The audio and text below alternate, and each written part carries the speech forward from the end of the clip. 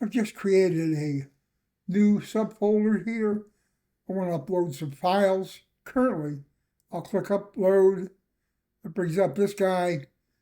It would be a big help if this thing was further to the right and maybe a little bit lower so that it doesn't cover up the path that you're working in.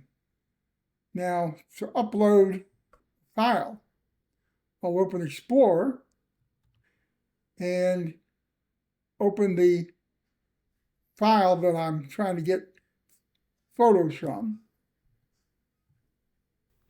Control A will select them all, and I'll drag and drop them to this guy and let it go.